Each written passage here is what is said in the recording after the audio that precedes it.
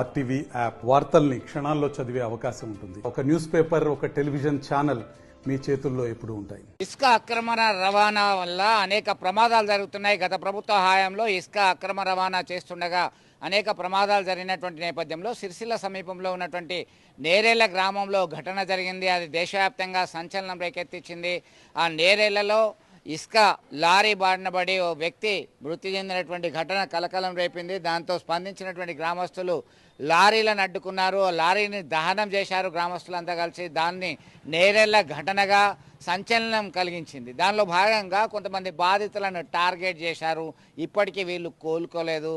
నేరేళ్ల సంబంధించిన ఘటనలో బానయ్య, హరీష్ మరికొంతమంది వాళ్ళని టార్చర్ పెట్టారు. థర్డ్ డిగ్రీ ప్రయోగించారు. అప్పటి పోలీసులు మాకు న్యాయం కావాలి అంటూ ఇప్పటికీ అంటే ఆల్మోస్ట్ 8 సంవత్సరాలు గడుస్తున్నాయి ఘటన జరిగి. ఇప్పటికీ వాళ్ళు చుట్టూ తిరుగుతున్నారు, అధికారుల చుట్టూ తిరుగుతున్నారు, రాజకీయ నాయకులను ప్రాధేయపడుతున్నారు తమకు న్యాయం చేయండి అని చెప్పి. ఏం జరిగిందో తెలుసుకుందాం ఒకసారి. హరీష్ ఉన్నాడు, కేంద్ర హోంశాఖ సహాయ మంత్రి బండి సంజయ్ని కలిశారు, రిప్రజెంటేషన్ ఇచ్చారు. ఏం జరిగింది హరీష్? ఆ రోజు ఏం జరిగింది, ఇప్పుడు ఎందుకు వచ్చింది చెప్పండి. అన్న సంజయనం కలవడానికి వచ్చినామన్న. నేరేళ్ల సంఘటన జరిగినప్పుడు అప్పుడు మొట్టమొదటిగా సంజయన స్పందించారు. నేరేళ్ల సంఘటన స్టార్టింగ్ నుంచి ఎండింగ్ వరకు సంజయనకు ప్రతి విషయం క్లుప్తంగా తెలుసు. మాకు గతంలో అంటే నేరేళ్ల సంఘటన జరిగినప్పటి నుంచి ఇప్పటికీ మాకు భరోసాగా సంజయ్ అన్న ఉన్న కేకే మహేందర్ రెడ్డి, పొన్న ప్రభాకర్ రాసిన వీళ్ళందరూ మాకు సపోర్టివ్గా ఉన్నారన్న. అయితే గత ప్రభుత్వం టీఆర్ఎస్ ప్రభుత్వం ఏ రకంగా మాపై పైశాచికం చేసిందో దేశవ్యాప్తంగా అందరికీ తెలిసిన విషయమే. మాపై ఎవరైతే థర్డ్ డిగ్రీ చేసారో విశ్వజిత్ కంపార్టీ ఐపీఎస్ ఎస్ఐ రవీందర్, ఆరుతో పాటు ఒక 30 మంది కానిస్టేబుల్ మాపై థర్డ్ డిగ్రీ చేసారు. గత ప్రభుత్వం మేము ధర్నాలు రాస్తారోకులు చేసి ఎప్పటికప్పుడు అడ్డుకున్నప్పుడేమో వాళ్ళకి ప్రమోషన్ లేదు. రీసెంట్గా కాంగ్రెస్ ప్రభుత్వం రాగానే ఈ ప్రభుత్వ హయాంలో వాళ్ళకి ప్రమోషన్ రావడం అనేది మాకు చాలా బాధాకరమైపోయింది. మమ్మల్ని కొట్టిన ఎస్ఐకి డిపార్ట్మెంటల్ ఎంక్వైరీ కింద వాళ్ళ మీద కేసు చేయాల్సిన పోలీసులు వాళ్ళు క్లియరెన్స్ ఇచ్చి ఎస్ఐని సిఐ చేశారు. ఎస్పీ విశ్వజిత్ కంపార్టీ ఏమో అప్పుడు సైబర్ క్రైమ్లు ఉండే, ఇప్పుడు సిఐ సూపరింటెండెంట్గా ప్రమోషన్ చేశారన్న. ఈ విషయంలో మేము ఆర్సీను కేకే మహేందర్ రెడ్డిని అడిగినాం, అన్న మరి గత ప్రభుత్వంలో నయన్న భయాన్న భయపడి వాళ్ళు ఎటువంటి చర్యలు తీసుకోలేదన్న. మరి కాంగ్రెస్ ప్రభుత్వం రాగానే వాళ్ళకి ప్రమోషన్ వచ్చిందన్న. మరి 7-8 ఏళ్ళుగా మేము బాధితులను తిరుగుతున్నాం కాదన్న, మాకు అన్యాయం జరిగిందని మేము వాళ్ళపై కేసులు పెట్టాలి, అట్రాసిటీ కేసులు పెట్టాలి, 307 కేసులు పెట్టాలని వాళ్ళ చుట్టూ తిరుగుతున్నాం కాదన్న. మరి అప్పుడైతే ఆ ప్రభుత్వం టీఆర్ఎస్ ప్రభుత్వం పట్టించుకోలేదు. మరి ఈ ప్రభుత్వంలో మీరు ఎలక్షన్ ముందు మాకు హామీ ఇచ్చారు కదా, స్వయంగా ఇప్పుడున్న మన ముఖ్యమంత్రి రేవంత్ రెడ్డి గారు స్వయంగా మాకు హామీ ఇచ్చారు. ఎప్పుడు ఎలక్షన్ ముందు వచ్చి ఇటు ప్రచారంకి వచ్చినప్పుడు చెప్పిండు. గతంలో ఆయన టీడీపీలో ఉన్నప్పుడు కూడా మా దగ్గరకు వచ్చిండు, వేములవాడ కండిషన్ బెయిల్ మీద ఉన్నప్పుడు. లాస్ట్ టైం వచ్చినప్పుడు ఏమని చెప్పినంటే కాంగ్రెస్ ప్రభుత్వం వచ్చిన వెంటనే నేరేళ్ల కేసులో బాధితులు ఎవరైతే ఉన్నారో మీకు న్యాయం చేస్తాము, మిమ్మల్ని ఎవరైతే థర్డ్ డిగ్రీ ప్రయోగించారో వాళ్ళపై ఖచ్చితంగా చట్టపరమైన చర్యలు తీసుకుంటాము, అట్రాసిటీ కేసులు పెడతాము, అటెంప్ట్ మర్డర్ కేసులు పెట్టి వాళ్ళని కూడా మీ లెక్కన జైల్లోకి పంపిస్తాను స్వయంగా సీఎం రేవంత్ రెడ్డి గారు మాకే చెప్పిండు స్వయంగా. ఆ నమ్మకం కొద్దీ ప్రభుత్వం పడిపోవాలని మేము ప్రజలు కోరుకున్నారు, అందరూ కోరుకున్నారు అన్నట్టుగానే ప్రభుత్వం పడిపోయింది. ప్రభుత్వం పడిపోయినాక కూడా ఈ ప్రభుత్వం వచ్చినాక కూడా చాలా మందికి మహేంద్రనాథ్ చుట్టూ తిరిగినాము, ఆదిశనాథ్ చుట్టూ తిరిగినాము, పొన్న ప్రభాకర్ని అడిగినాము, ఇప్పుడు సంజయన కలవడానికి వచ్చినాము. వాళ్ళందరికీ రిప్రజెంటేషన్ ఇచ్చినాము అన్నకు కూడా. ఎందుకంటే స్టార్టింగ్ నుంచి అన్ని విషయాలు అన్నకు తెలుసు, క్లుప్తంగా మా అనుకుంటే అప్పుడు నిలబడ్డాడు. ఏమి రిప్రజెంటేషన్ చేశారు, మీ డిమాండ్ ఏంది? అన్న మేము మా స్వతంగా మేము కండిషన్ బెయిల్ మీద ఉన్నప్పుడు కరీంనగర్ నుంచి వెమ్లాల కండిషన్ బెయిల్ మీద ఉన్నప్పుడు డిఐజీ రవివర్మ అనేటంతో ఎంక్వైరీ చేయించారన్న. ఆ ఎంక్వైరీలో మేము లిఖితపూర్వకంగా ఎస్పీ మమ్మల్ని కొట్టిండు, ఎస్ఐ మమ్మల్ని కొట్టిండు, కానిస్టేబుల్ కొట్టిరు, మమ్మల్ని టార్చర్ పెట్టిరు, థర్డ్ డిగ్రీ చేసిరని మా రాతపూర్వకంగా డిఐజీకి ఇచ్చినాము.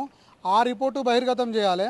రూరల్ ఏసీపీ కింద రూరల్ ఇక్కడ ఉన్న కరీంనగర్ రూరల్ ఏసీపీకి 3 సార్లు ఎంక్వైరీకి పిలిచిరన్న. పాత కంప్లైంట్ని బేస్ చేసుకున్న కొత్త కంప్లైంట్ కూడా మేము వీళ్ళకి ఇచ్చినాము. వీళ్ళు మమ్మల్ని కొట్టిరు, ఎస్పీ కొట్టిండు, విశ్వజిత్ కొట్టిండు, ఎస్ఐ రవీందర్ కొట్టిండు అని క్లియర్గా రాసిచ్చినాము. ఆ కంప్లైంట్లు తీసుకోకుండా నామమాత్రంగా డిపార్ట్మెంటల్ ఎంక్వైరీ కింద వేసి వాళ్ళకి ప్రమోషన్లు ఇచ్చేసారు. మేము ఇప్పుడు కోరుకున్న సంజయనకు రిక్వెస్ట్ చేసింది, ఇప్పుడు రిప్రజెంటేషన్ ఇచ్చింది ఏంటంటే గతంలో అన్న మీరు రిప్రజెంటేషన్ ఇచ్చిన పేపర్లు మేము డిఐజీ రవివర్మకి ఇచ్చిన కంప్లైంట్ రిపోర్ట్లు అవన్నీ బహిర్గతం చేస్తూ ఎస్పీ విశ్వజిత్ కంపార్టీ పైన, ఎస్ఐ రవీందర్ పైన SC/ST అట్రాసిటీ కేసులు పెట్టి వాళ్ళపైన 3 కేసులు నమోదు చేసి వాళ్ళని కూడా మా లెక్కలు జైలుకు పంపాలని చెప్పేసి సంజయనకు ఇవ్వడం జరిగిందన్న. సంజయనతో మాట్లాడి ఆ రిప్రజెంటేషన్ ఇవ్వడం జరిగింది. రీసెంట్గా మేము తెలంగాణ డీజీపీని కలిసినాము. 2015లో సంజయన డీజీపీని కలిసినాము. ఆ లెటరు, మేము ఇచ్చిన లెటరు, డిఐజీ రవివర్మకి ఇచ్చిన లెటరు, ఏసీపీకి ఎంక్వైరీ కింద మేము మా రాతపూర్వకంగా ఇచ్చిన ఆ కాపీలన్నీ క్లబ్ చేసి తెలంగాణ డీజీపీ దీనిపైన ఎందుకు చర్యలు తీసుకోలేదు ఇన్ని రోజులుగా, ఇప్పుడు కంపల్సరీ చర్యలు తీసుకోవాలని చెప్పేసి మీరు చెప్పాలన్నా అని చెప్పేసి సంజయనని అడగడం జరిగింది. సంజయన సానుకూలంగా స్పందించి కంపల్సరీ బాధ్యత మమ్మల్ని ఎవరైతే బాధింపబడ్డ మమ్మల్ని థర్డ్ డిగ్రీ ప్రయోగించారో విశ్వజిత్ కంపాటి పైన, ఎస్ఐ రవీందర్ పైన, మిగతా కానిస్టేబుల్ పైన ఆ రోజు ఏం జరిగింది? అందరికంటే ఎక్కువగా ఇబ్బంది పడ్డారు మీరు.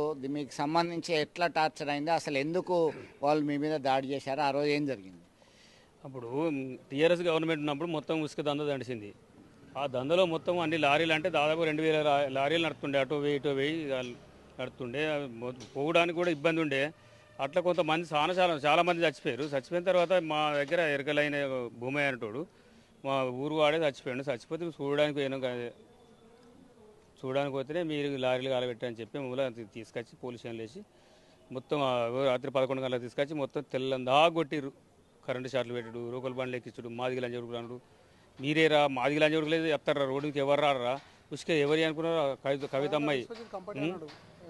కవితమ్మాయి లారీలు, హరీష్ రావు లారీలు, ఎవరైనా ఆపిరా, గవర్నమెంట్ లారీలు లంజోడుకులు అలా ఎవరు ఆపిరా, మేము ఆపలే సార్ అని మేము అంటే కూడా లంజోడుకు ఎవరు ఆపి చెప్పు అది అందరూ ఆపుతారు కావచ్చు, నాకేం తెలుసు. అక్కడ చచ్చిపోయాడు కాబట్టి మేము అడిచిపోవడానికి పోయినాం. నాకు నడవరాదు, 8 సంవత్సరాలు పోలే వాడిని కొట్టి మొత్తం అన్ని కరెంటు షాకులు పెట్టి మొత్తం నన్ను నిలబడకుండా చేసి నా జీవితం ఖరాబ్ చేసింది కేటీఆర్. కర్ర పట్టకపోతే నువ్వు ఇట్లా చేక్ అవుతుంది అన్నట్టు, చేక్ అవుతుంది మొత్తం ఇప్పటికీ దెబ్బలు అట్లే ఉన్నాయి. నాకు ఏ ఓటు కాకపోతే ఓటు ఉన్నాయి, నాకు నడవరాదు.